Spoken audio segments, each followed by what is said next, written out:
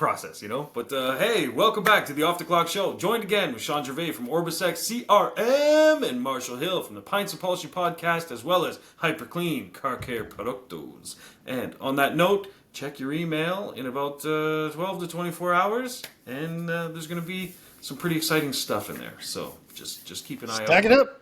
Stack it up, baby. Stack it up. But yeah, how you doing, man? Doing good. Just ate a fresh mango from Oklahoma. Damn. Native to Oklahoma? No, that's why I was like, fresh?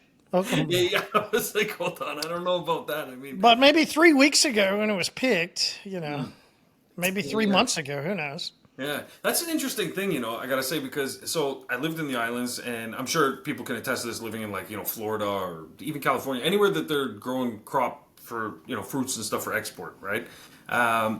It was an interesting thing. I knew some farmers there, and they had to time certain things because let's say you have a tree in your backyard, you pick it when it's ready to eat, right? But they had to time things based on the destination it was going to.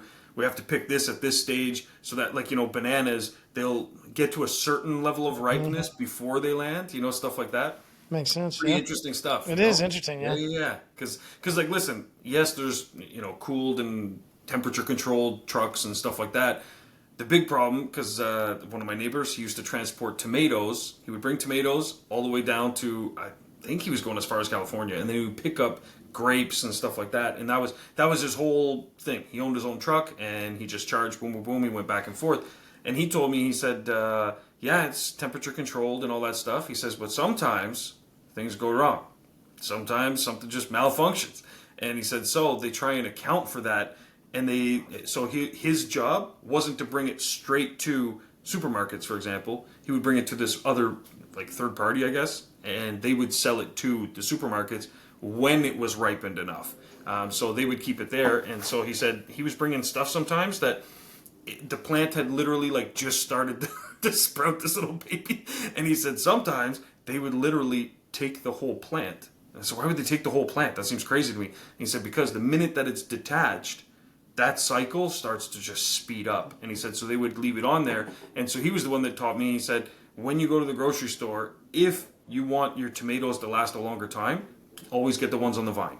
He says, and then just don't detach them from the vine. The minute it's taken off that, he said, it starts to lose flavor. It starts to all kinds of things, But yeah, pretty interesting stuff, All the timing. And yeah, we were talking about that a bit with gardening. And then my daughter screamed something from the other room.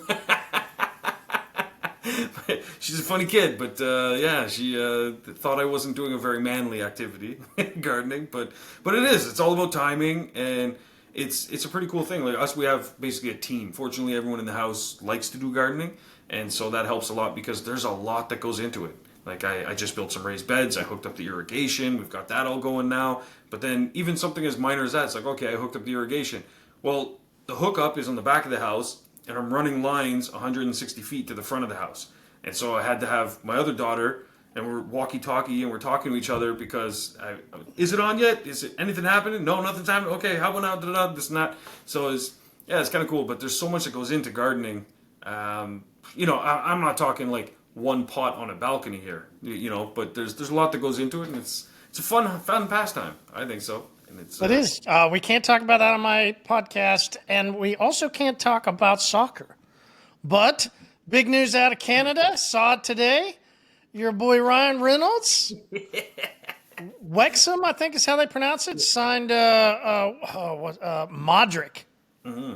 Modric just came out of, who was he with? They just played a big game. I don't know.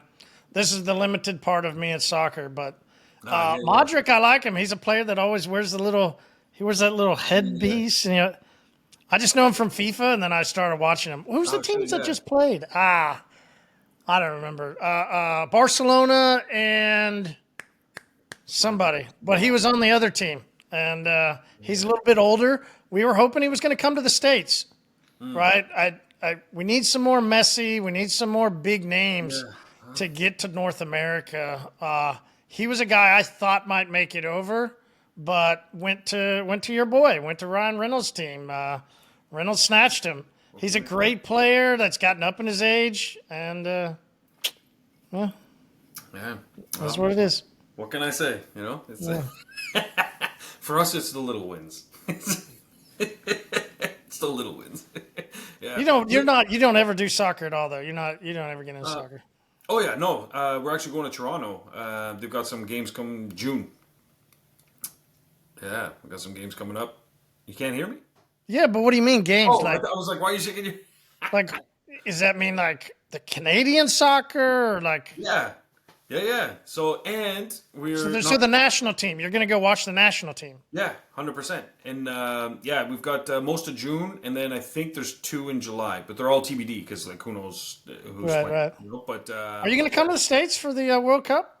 possibly, yeah. Are they playing any up there in Canada for the World Cup? It's one of those TBD things as well. So they're looking. Everything goes to Toronto pretty much. But there's rumors. I don't know if it's true, but there's supposed to be something scheduled for Montreal as well. I'm trying to remember which one is which. There's the Bell Centers. I don't remember which one's which, but there's definitely Toronto. They've got something scheduled late June, but I don't know. But it just says TBD. I was looking at it yesterday, and then everything's just TBD. They don't know. But see, for us, here's why it's kind of ambiguous for us. They'll schedule things here, sometimes even like concerts, stuff like that. They'll say like, "Oh, so and so's coming," but then if you read the thing, it's like maybe, and then so you can go and you can literally like reserve tickets, and then it just gets canceled. They don't come, and then they're just like, "Hey, sorry," and then you get your money back. So the World Cup's sort of that way. Even with us, yeah. With Canada, we're not sure. We're not sure. Yeah, exactly. It's I don't know what it is, but it's and it's just something that we accept for some reason. But like I know you guys will go ape. I got to go talk to the king first. Yeah. King hadn't gotten back to him. Maybe that's what it is. Yeah, the king was like, nah. Not sure yet. Yeah, I don't know. Not sure if I'm going to allow those Canadians to do that. Yeah, exactly. But I will say this though. Lately, the sports scene here has been evolving, I would say. And so we always had kind of just core set of teams per sport, and it was that was it. There wasn't anything. And then all that would happen is we might lose a team. Like Toronto, we used to have dedicated football team gone. Actually, I don't know if they've been replaced by something now, but anyway, that was kind of what's happened for us. We never really got. You always got the Blue Jays. That's true. They ain't going to it. They just played. Where the hell were they? I don't remember. I was watching it on the news, but anyway, it was somewhere in the States though. Minnesota, maybe. Real Madrid. That's the name of the team he was on. God damn, I knew he'd come back. Yeah. Hey, I'm happy it came back though. That's the important thing. See, memory's still there, still sharp. Better late than never. Better late than never. Yeah, me, I'm horrible like that too though. Like me, I love boxing. I'll watch a boxing match. The next day, I'll be telling someone about it, and I'll remember one of the fighters, and then they're like, "Who was he fighting?" And I'm like, good question. Yeah, right. Like they're like, "Didn't you just see this yesterday?" I'm like, "Yes, I did. I was in it in the moment, but then nothing better than getting into a story than being like, shit. I don't remember how that finished. Crap. Yeah, I'll just make up my own ending. No, that's what I do with my kids when it's story time. But so what did your kids call you the last week? Oh, it was a couple days ago. So my daughter, I was saying, oh man, I'm really enjoying this gardening stuff. I'm really having a good time and everything like that. And I said, it's so much work, but honestly, it's so relaxing. It's a lot of fun. And then all I hear from the other room, my daughter, she's like, gay. Yeah, she always pokes fun at me, but it's okay because I spit on her pillow. Is that okay in Canada? Like, you guys, is it like, I don't know if here in 2025 it's okay to publicly like make fun of somebody like that. Like, we're off the clock, so we can do it, and that maybe if you're in Canada, it's okay. But I mean, we used to do that all the time. So I'm glad you're not like. I still call people fags. Like, dude, you're a fag, right? Like that's fag. That's fag behavior. Like. Yeah, my whole thing too is it's not because listen, I'm cool with whatever the hell people. Exactly, I don't care. Have at it. You know what I mean? Like there was one guy I was working with for a long time. His name was Jay. I didn't even know that Jay was gay. Yeah, well, not just that, but married to a man. Mm-hmm. I didn't even know. And so I would talk to him, and we were both doing IT stuff, and so I would need help with some server things. He would need help with web stuff. So we'd go back and forth. But I was talking to him for better part of a decade, and I had never met his family, never met anything like that. But I would always talk to him, and I was like, oh yeah, like we're having a Christmas party. If you guys want to head down, bring the kids. Like it's open to everybody, open bar, food, everything. He never once said anything, never once. never corrected me, nothing. And he's a normal guy. Like, there's nothing, he's just happens to be married to a man. But to this day, we've never even talked about it or anything. But what happened was, there was some issue with one of his clients or something, and it was tied to Facebook, and he was managing something for their ads or something. The only way to fix it was with a personal Facebook. You know how they're kind of like connected, where it's personal page. So that's how you page. got to see, huh? So he said, "I'm in a jam. Can you please log into my account because I'm traveling and just make this change for me?" And he was seeming really nervous and sketchy on the phone. So I was like, "Yeah, no problem. I got you. Like, why are you acting so strange?" But I was like, "Yeah, no problem." So I went in, and then instantly, because as soon as I log in, I'm now acting as him. So his whole feed loads up and everything. And then I was like, "Oh, Jay's gay." And I was like, "So, anyways," and then I just went, took care of the stuff, and I messaged him. I thought you were going to open up to dick pics. Oh, yeah, no. Scrolling through, no like. You're like, I'm Jay, so I'm just getting after this. Like, swipe left, swipe right. Like. So I caused a breakup, and no, but but I never said anything to him, nothing. I just, because it doesn't matter and doesn't change anything. So I just messaged him back and I said, "Everything's finished, it's all done, that's it."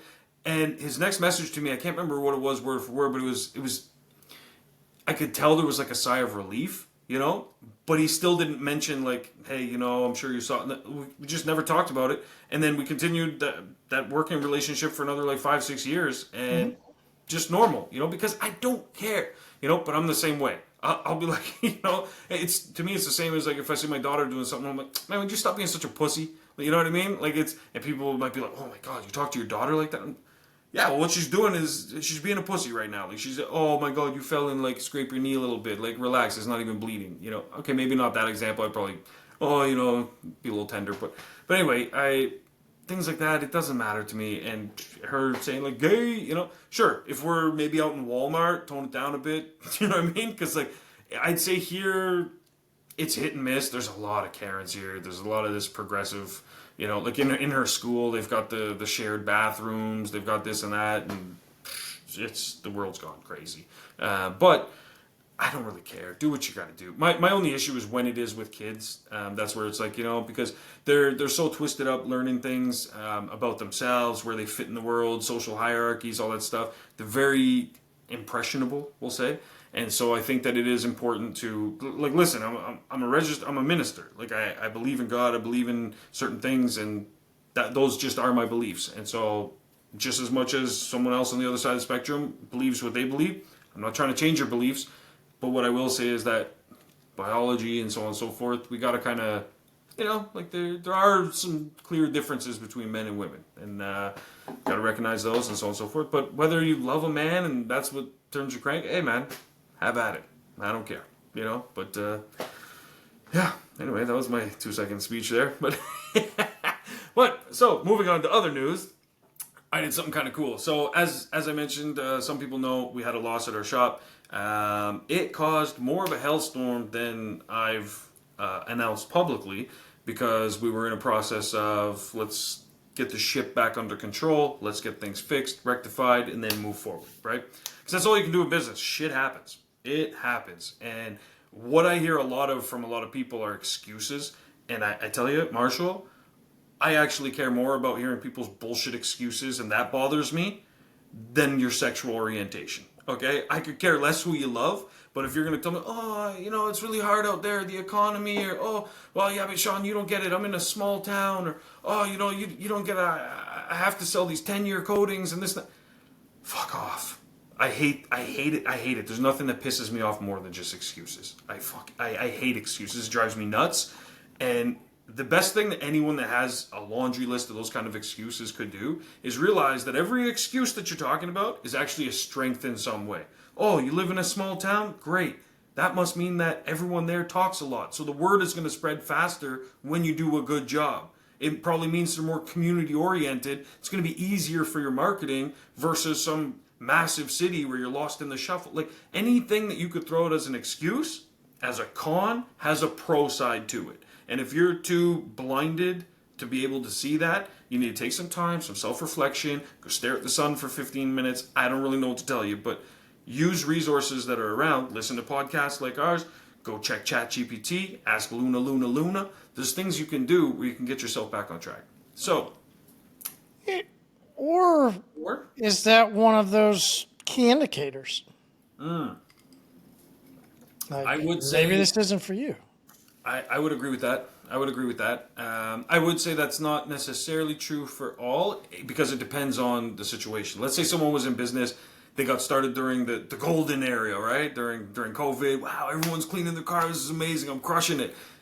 And then all of a sudden, oh shit! Now every business is allowed to be open. Now business is just kind of life as usual, and people don't feel they need to wash their hands 30 times a day.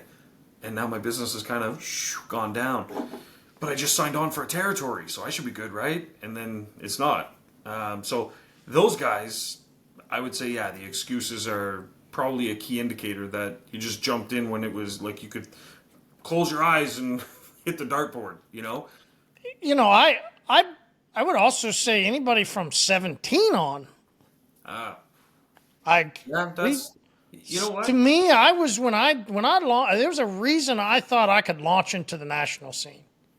I Okay. saw the moment. I was like, and I remember saying on a lot of our early podcasts, like, guys, you don't understand how good this is. We've never seen a time like this. That's, you've Well, been we saying that hadn't. since the beginning. Yeah, We yeah, hadn't. We had, you know. yeah. And then you're right. Like people forget how good it was because 2020 and 2021 were so massive. Man.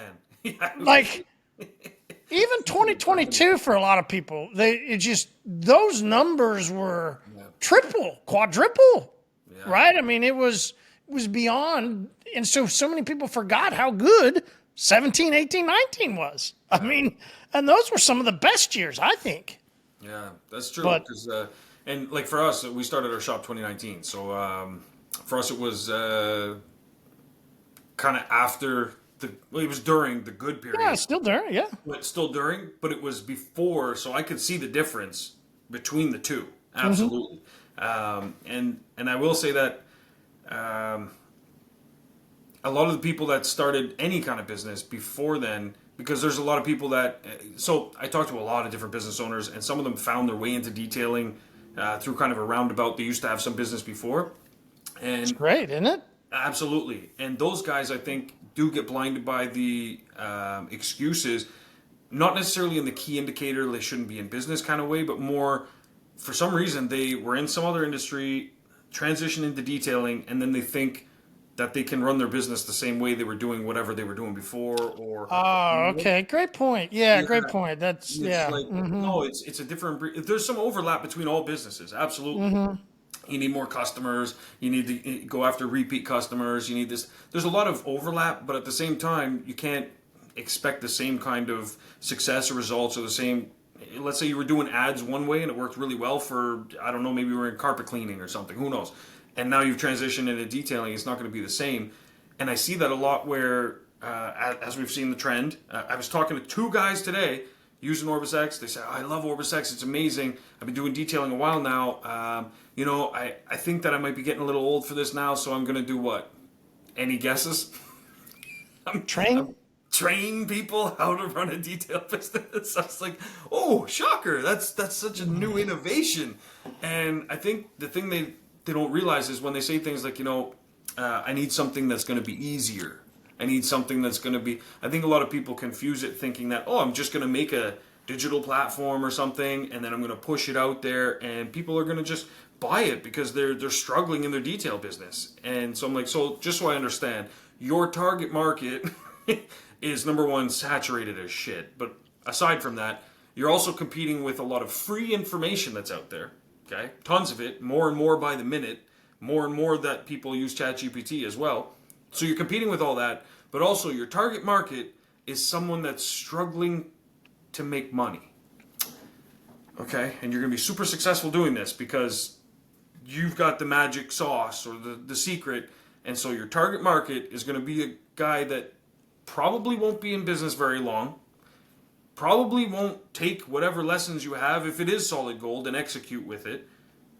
And that person is going to be the one that helps get you your super yacht and all this kind of stuff. So just so we're clear, that's the path we're going now because you've hit a little bit of a roadblock in your detailing business.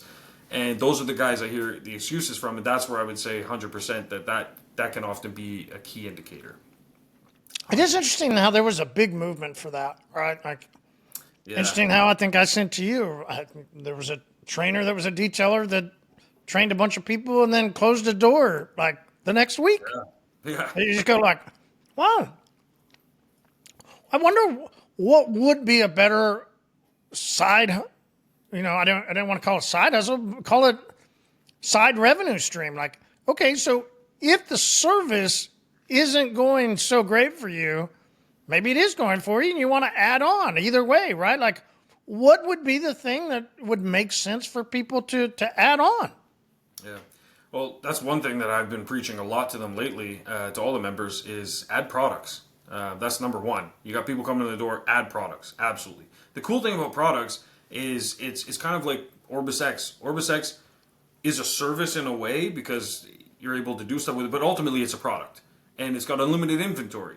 When you add a product that someone else is making for you, the advantage there is you instantly get inventory without having to manufacture, without having to create, do the research and development. Like, you save a lot of time and energy there.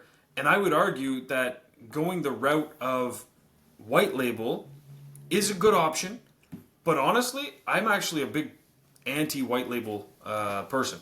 I'm actually more pro lean on the brand that you're using and rely heavily on that, especially when you can find a company that ideally doesn't compete with you directly by going to customers and they prefer to work with you as a distributor.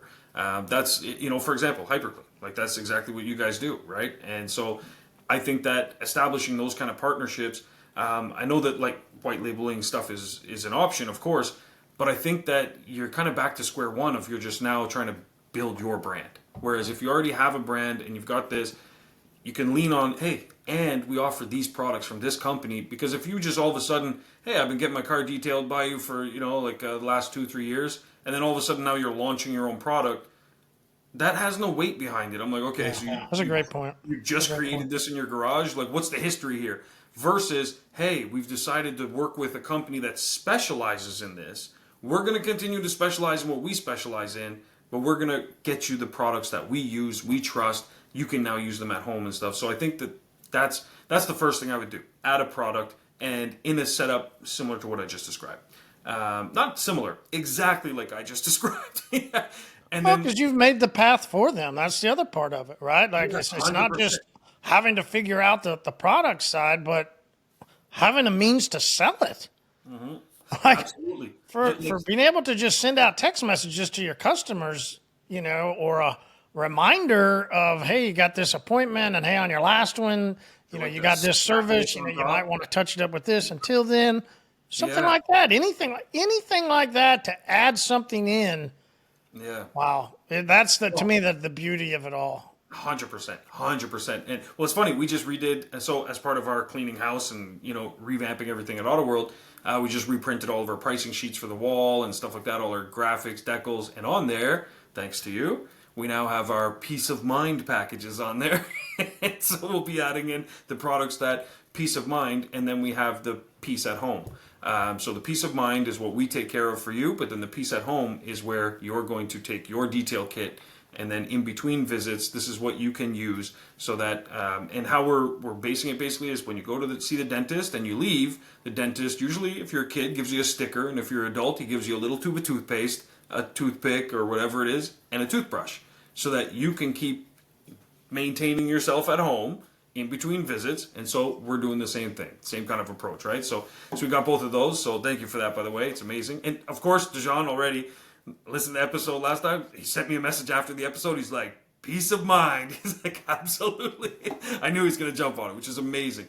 And so that's the first step I would start with, because it's something you can add on that doesn't require additional staff. It doesn't require additional systems, because you're already one of the shops that gets it, and you're using OrbisX, so your automations are in there, just some tweaking with it, and we have templates already ready to go for you. So just drop me a line. We've got them set up for you guys. And then the second... There was one right there, huh? Bring... Yeah. Drop me a line. Bring... Like, Bring it just... And so it's like, so you've got the system ready to go, But then everything else you want to consider, you've got to now tack on extra staff. So let's say the goal is, I'm going to start a training program. You've just added a shit ton more work to your schedule. That, like, setting that up is no joke. To set it up properly in a way that's going to actually make money. If you were to take that same energy, put it into your detail business, you wouldn't even be considering that option, to be honest with you. You know, like, it's been tossed around at our shop and we've thought about it, like maybe we should do some training videos for people and this and that and stuff. It's a whole different breed, you know, and that's coming from a guy that has the technical know-how, that has the marketing know-how, and has the staff that can pull this off. And I'm telling you, I'm still not interested in it. So it should tell you something about the industry. It's if that's what you do and you train people and you want to reach scale, the guys that are seriously making it, oftentimes their stuff doesn't actually work. That's what they do as a business, and they're really good at the marketing side and convincing people to open up their wallets, and they don't give a shit that person is not going to be successful because they're just in the sign up game, and they're constantly just chasing new fish, right? And then we talked to some people recently, as you know, and they want to, establish this monthly thing where people join this thing and then they keep paying, and it usually doesn't work. Because then they're like, what do we need you for? Why are we paying you when we can just continue this conversation in a free Facebook group if we're the ones doing it all? Or I'm not really seeing the value of this. What am I doing? And then they just jump ship. It's one of the easiest things to get into in a way, but the easier it is, usually means the faster it also just dies and turns to rubble. So that's where I'd focus on things, just like I said, instead of like white label and build your own brand, it's the same thing. Easy to start, but then it's going to just... because there's no foundation there, right? But when you work with someone that has taken the time to climb and put in the R&D, that's where you end up with the most profitable situation long term. Now, if you only want to be in business for another year and buy a mega yacht, hey man, go ahead, trick a bunch of people to buy your course. 10x. Yeah, exactly. But if you want 10x your life. Long, envision it, Shawn. Envision that yacht. Yeah, just envision it. If you believe it, you can achieve. Yeah, Jesus, fucking vision boards and shit. It's crazy. But so first, I got asked a question, and not to go crazy off into that, but I got asked a question a couple weeks ago that literally just popped in my mind. And like, do you guys have a mission statement? I'm like, I'm so far away from the guru guy.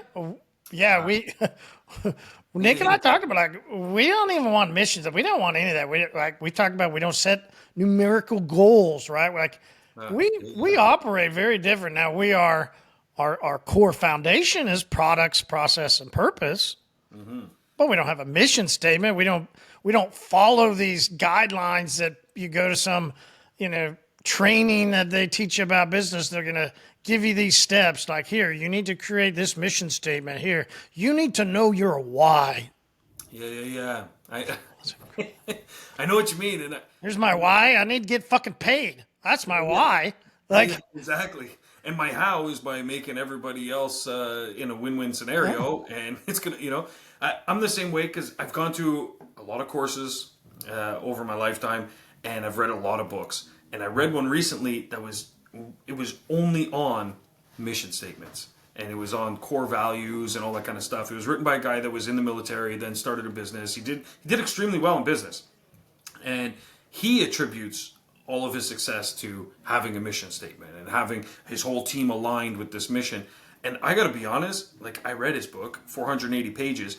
I actually attribute it to something very different. The first 3 chapters were him opening up about his daily routine. Consistency was what I was. If I could have beat you to it, I was going to say consistency. Yeah. I think that always trumps everything. 100%. You know what the first thing he did for his staff was? He says, we need to all get up at the same time every day. He says, I'm not trying to control your personal life, but this has been working out for me, and you either adapt to this new schedule or you're gone. That's it. And so the ones that stayed... It's not, I think we should. It was... Yeah, it's more like fucking doing it. And I told you, he came from the military, right? So he was like, this is happening. Not just military. He was Navy SEAL type. And then he went on to... what's the other one? It's not Special Ops, but it's... oh, my God. It's kind of like the Green Beret type thing. It's like whatever, the SEAL Team 6 or some shit. I don't know. Something crazy. Whatever the next thing up, the next rung. But he... Is that David Grogan guy? No, that guy's crazy. That is He's fucking crazy. yeah, he's insane, man. He's yeah, I couldn't do his regime. Yeah, but it's not for everybody. But you know what? Further to that point is that this guy, when he told everyone this is the new regime, this is what you guys got to do, those that stayed, I think all that happened, it wasn't that he established this mission statement or anything. It's just the only people that stuck behind and followed through with it were the high performers. So he ended up with a whole A-list of people. That's all that happened. But he says it's because he had a mission statement, core values, and this and that and everything. But me, I'm reading the book and I'm reading between the lines. That's part of what you have to do is when you listen or read or consume information, you have to critically think as well. Don't just consume, but critically think about what you're hearing, because people will tell you everything. You just got to actually be listening to what it is. And I heard this guy's book, and it was exactly that. It was consistency. They were consistently doing the exact same thing.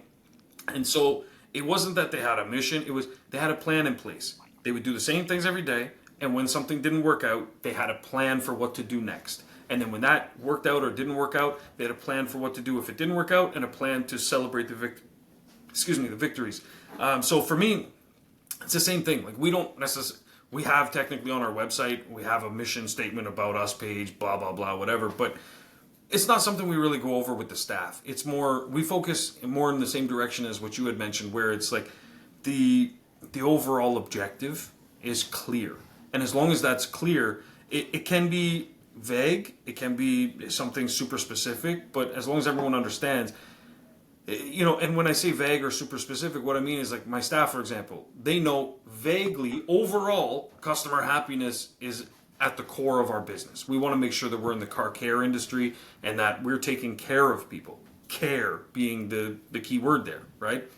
Taking is the second part. Care is the most important. Take care. And so by us focusing on that, it doesn't have to be any clearer than that. It could be like I've told staff, like, if someone walks in here accidentally and they're looking for another business or something, don't just say, I'm not sure where it is or something. Walk them outside and be like, hey, you know what? It's if you actually go up here, you take a left, this, that, everything, but we'll just spend a little time with them and get them sorted, because they'll remember that interaction. And then later, if they need detailing, they'll be like, fuck, those guys down at that shop, they were so friendly to me, this and that, that kind of stuff. That just becomes part of just your company culture, but it doesn't have to be written on a wall. It's lead by example. I do believe in that. I think that, I'm not too good to do any job at the shop. Sweep the floor, anything like that. No, I don't believe in that. And same thing for everyone that works there. It's everyone. If you see the floor dirty, I don't give a fuck if you've been here for 4 years. You think you have seniority? It's taken care of. Yeah, clean the floor.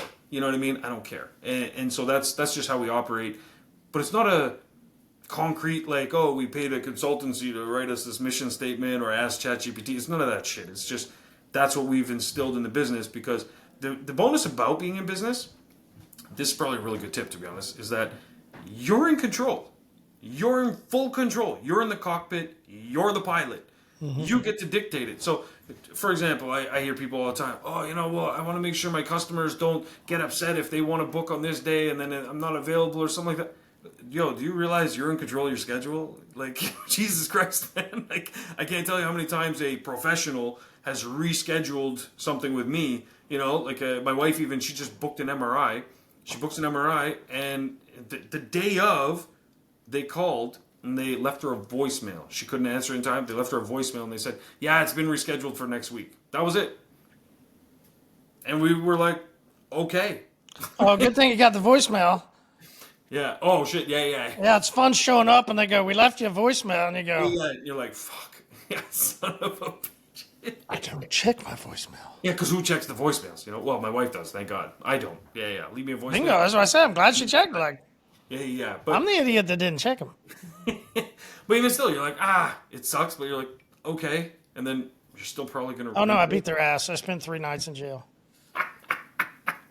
That's fair. But everybody needs a little solitude, right? So everyone needs a little moment to think. But She's a poor little old lady, but you know what?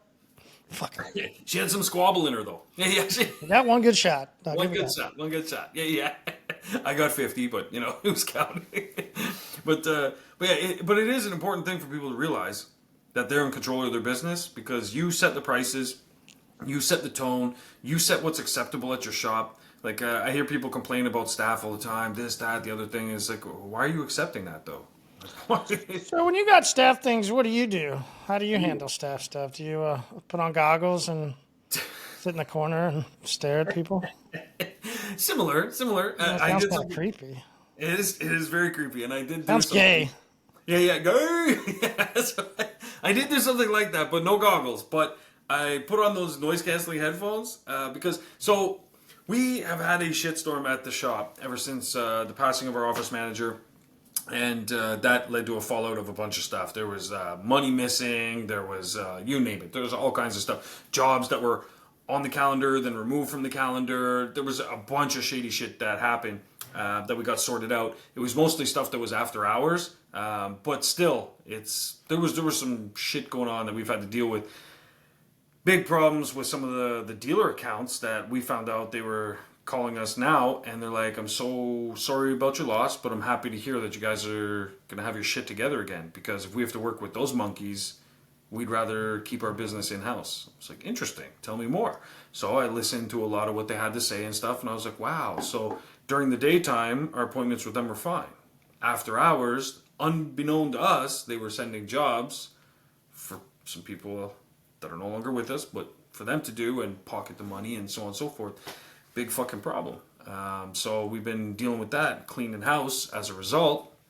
And it's been a process, you know. But through that, I realized, okay, I have to evaluate those we have, clean house of those we don't want, don't need, and restructure things. That's fine. And this can show you, like, this shit can happen to anybody in business, you know, like Absolutely. 100%, like full cards on table. Like our business is doing exceptionally well. Our accountant even told us, he said, "I'm surprised." He says, "You guys have a very, very healthy account balance, considering that you also had an office manager that was siphoning cash." He's like, "How the hell?" And I was like, "Listen, we're very good at the marketing side of what we do, and customer relations is top notch. But still, it was money that was deserving to be in the business and not, you know, siphoned out."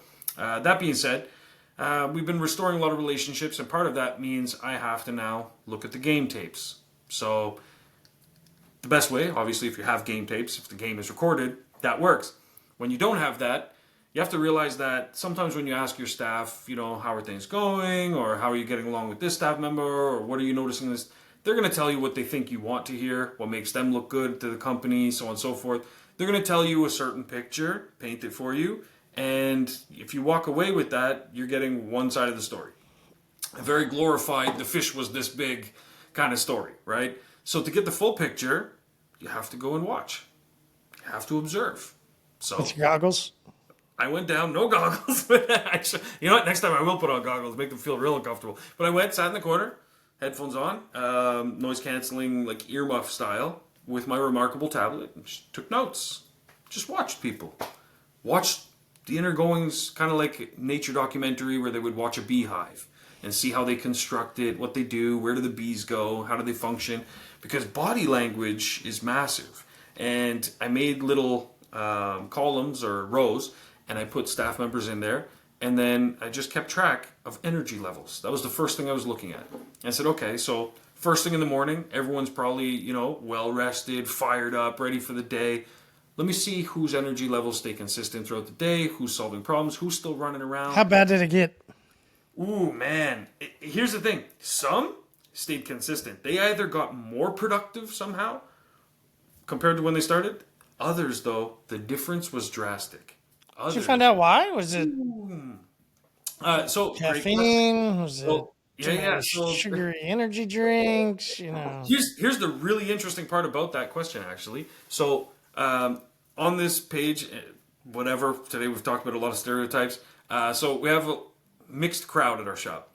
So I wrote down country of origin. So I had Syria, Egypt, and so I had different locations. So Syria, what I noticed was energy level picked up. So consistently, but in very weird spurts. It wasn't just like so when I say consistently, it was a consistent increment, but he actually got faster towards the end of the day. But the interesting thing is that it would be like rapid increase, and then it would kind of start to take off, Plateau and then up. rapid increase, and then start. And so I was like, okay, it coincided with break time. Now, Syria is not a smoker, okay? So I was like, okay, but he goes outside. So, okay, not a smoker, maybe likes fresh air, everything like that. So I said, let me just relocate myself and just see what's going on in the breaks. So I went out and watched the breaks. Interestingly enough, Syria spent the entire time on the phone. So I asked him when he was done, I said, who do you call when you're on your break? He said, I call and I talk to my wife and ask her how my daughter's doing. I said, oh, interesting. And then he turned to me and he said, I do all of this for my family. And then he went back inside. I was like, interesting. So he talks to his family, gets energized and ramped up. Instantly, what do you think I did for Syria? After every car, I want you to go outside, touch base with your family. Text, call, whatever you need to do. Because I figure that before he starts the next car, it gives him a minute to just clear his head, remember why he's doing this, go in and fucking work his ass up. Beautiful.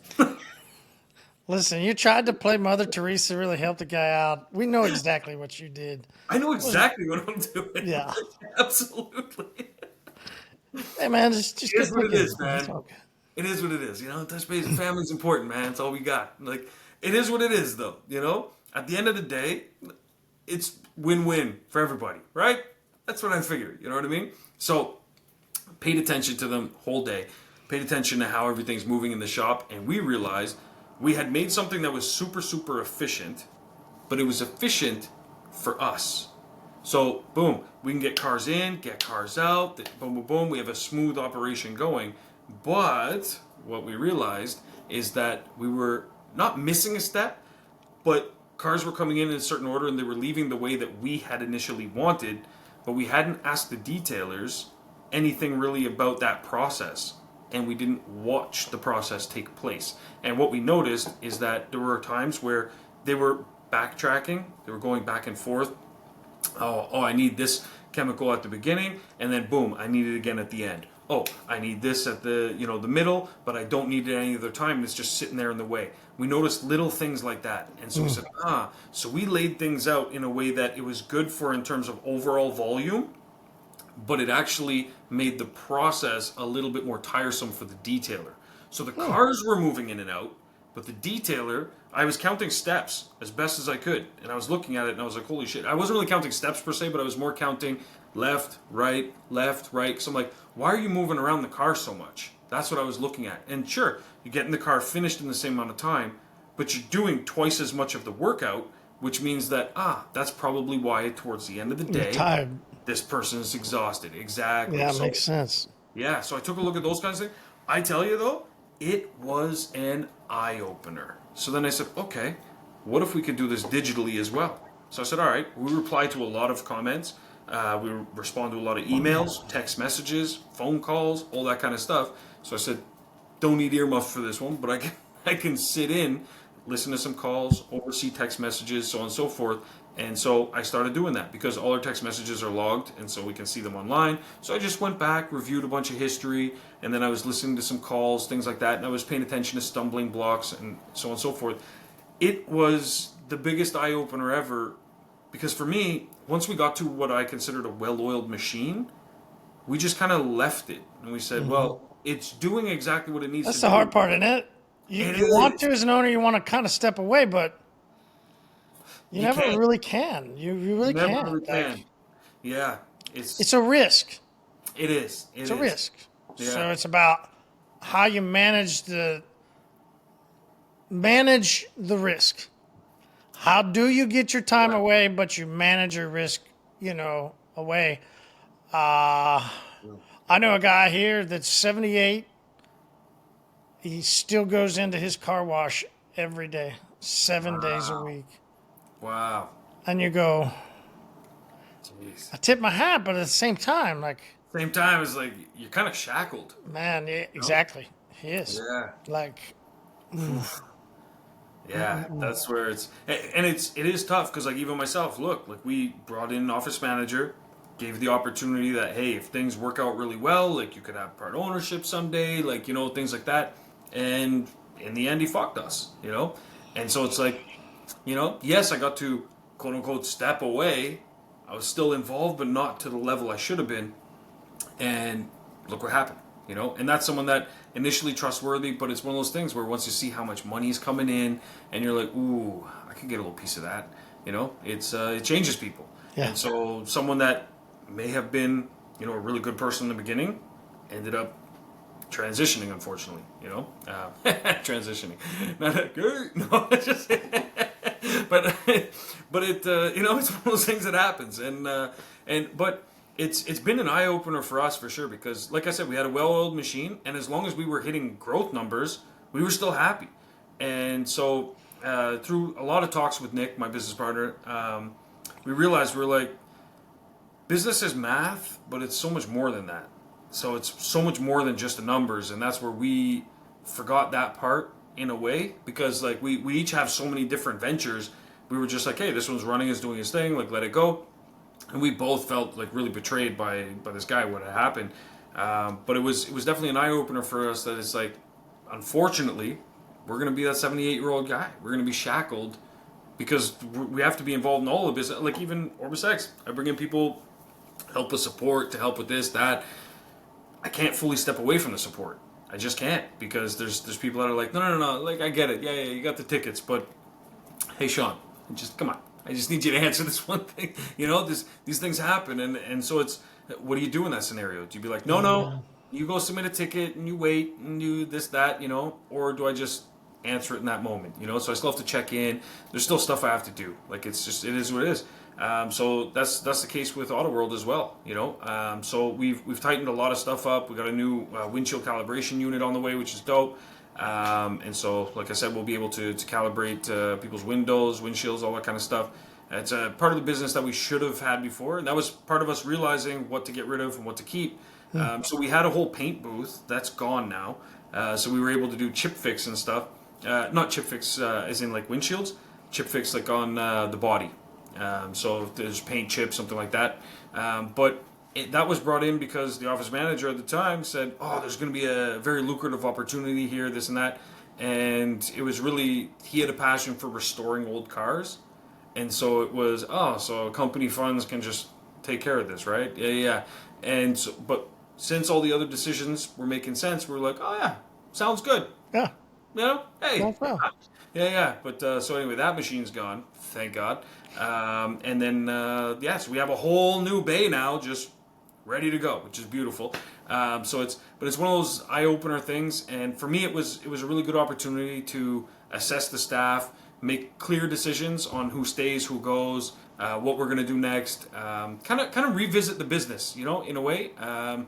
And I think that's the check-in stuff that I was missing before, but it's one of those things, like, I'm not making excuses. You know what I mean? I'm not like, oh, well, the reason, this happened was because this or that. No, and that's where, you ever watch F1 racing? No, not really. I mean, Nope. have I? Yes, but do I watch it? No, I'm not a regular. Okay, fair. Me neither. But, okay, well, it could be true of any sport pretty much. In this case, post-race interviews, for example, right? So F1 racing. So, okay, they do the race. They do the interview with, the winners and stuff, but this is the same thing for any sport.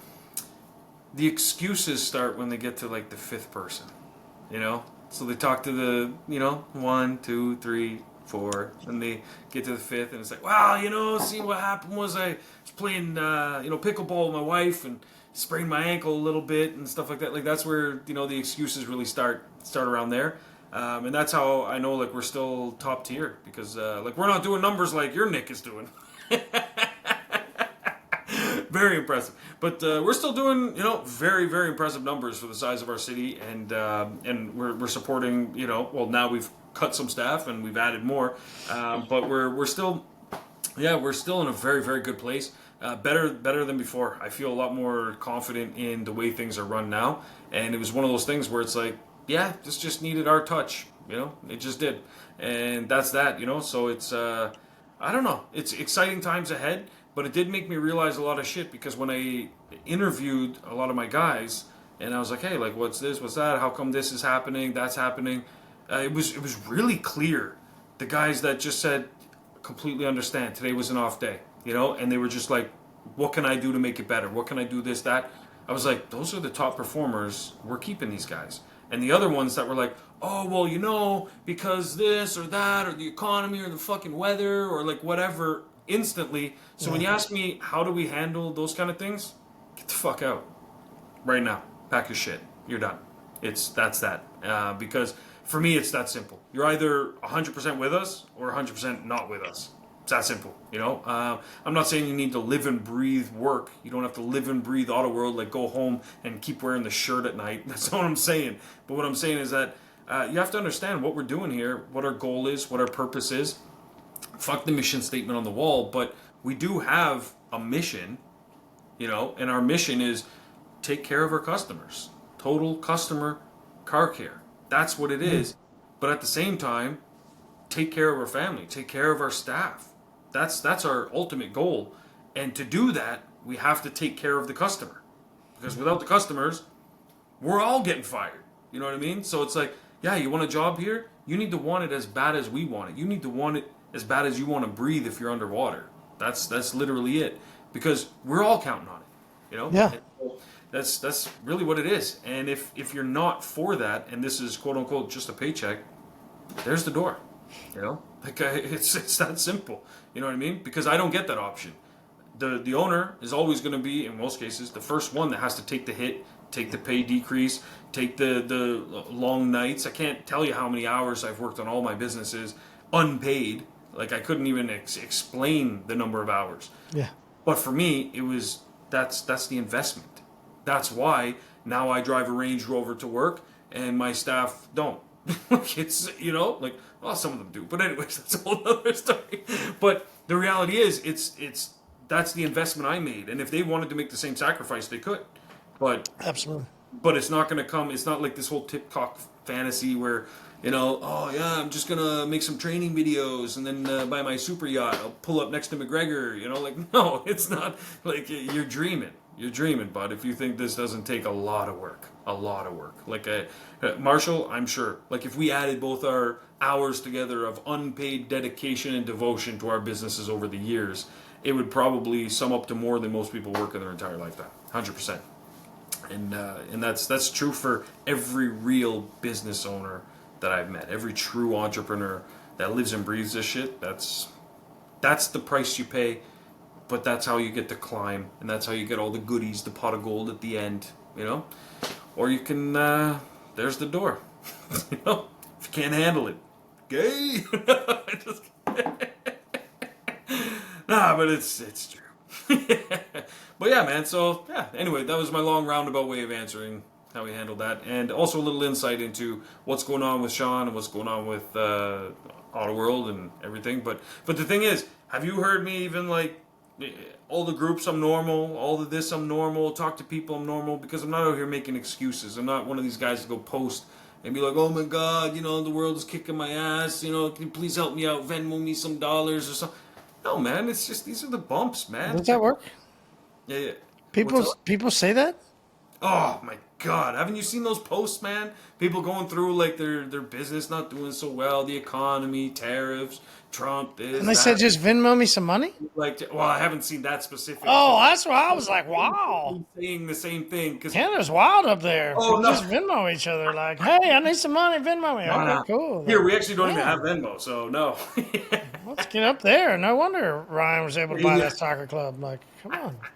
Absolutely. He just had people Venmo him some money. Yeah. Like, hey guys, listen, Nah, but I've seen those posts where, and then they get other people to go and say, hey, so-and-so needs our support, help him out. If you could buy a couple of his products or something like that. I've seen stuff like that. And it breaks my heart that it's that's what we've come to, where it's people are running charities. At least get the registered number so you don't have to pay taxes.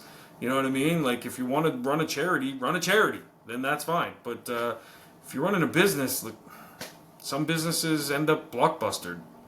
That's just the way it is, And but the longer we keep supporting and propping up mediocrity, I think the longer that we have a problem in our industry as a whole.